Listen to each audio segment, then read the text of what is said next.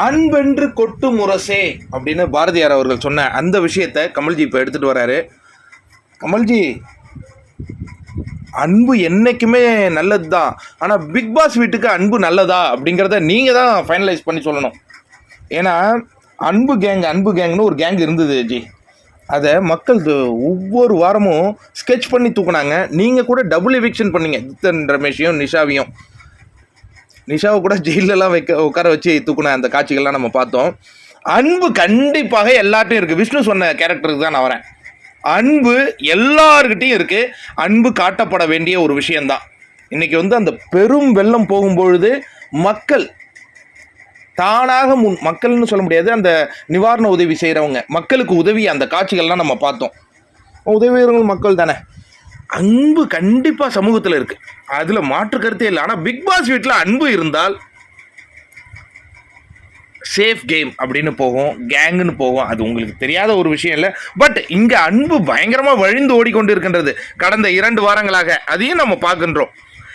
இதே மாதிரி மாயாவுடைய சிஸ்டர் சொன்ன மாதிரி தான், எங்கள் வீட்டில் எல்லா நாளும் கார்த்திகை அப்படியே போயிட்டு இருந்ததுன்னு வச்சிங்களேன். பிக் பாஸை யாராவது பார்ப்பாங்களான்னா கண்டிப்பாக பார்க்க மாட்டாங்க. அதர்மத்தை தர்மம் வெல்ல வேண்டும் அப்படிங்கிறது தான் பார்ப்பாங்களே தவிர்த்து இங்கே அன்பாக எல்லாம் மாறிட்டாங்கன்னா அதெல்லாம் பார்க்க மாட்டாங்க கமல்ஜி. பட் நீங்கள் சொல்கிறது கரெக்ட் தான். இப்போ உங்களுடைய வாத திறமையில் அந்த வீடை அன்பு வீடாக நீங்கள் மாற்றிட்டீங்க, அதானே? ஆனால் உங்கள் மேலே நிறைய குற்றச்சாட்டு இருக்கு ஜி இந்த சீசனில். அதை நீங்கள் எப்போ ரெக்டிஃபைர் பண்ண போகிறீங்க?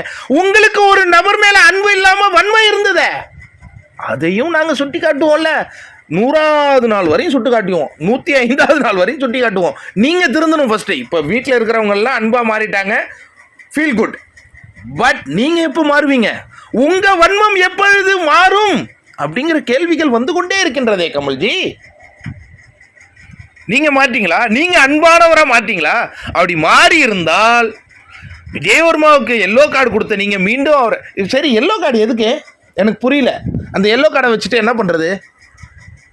ஒன்றுமே பண்ண முடியாதுல்ல. ஆனால் ரெட் கார்டுனா வெளில அனுப்பிடலாம். நீங்கள் ஃபஸ்ட்டு மாறுங்க. இப்போ கண்டிப்பாக அன்பாக தான் இருக்குது வீடு, அதில் மாற்று கருத்தே இல்லை. அதில் இன்றைக்கி நீங்கள் எதுவும் குதர்க்கம் பண்ணிடாதீங்க. ஆனால் நீங்கள் பண்ணுவீங்கல்ல, நீங்கள் பண்ணாத போங்க. பட் உங்கள் மேலே இருந்த அந்த மிகப்பெரிய மரியாதை இந்த சீசனில் போயிருக்கு கமல்ஜி. அதுக்கு ஏதாவது ஒரு ரெமெடி கொடுங்க. ரெட் கார்டால் அனுப்பப்பட்ட மகத் கூட மீண்டும் வீட்டுக்குள்ளே வந்த அந்த காட்சிகளை பார்த்தோம். ஆனால் பிரதீப்புக்கு அந்த ஒரு வாய்ப்பே நீங்கள் கொடுக்கலல்ல. ஏன்னா ஈகோ பிடிச்சி நீங்கள் அன்பு பற்றி பேசவே கூடாது.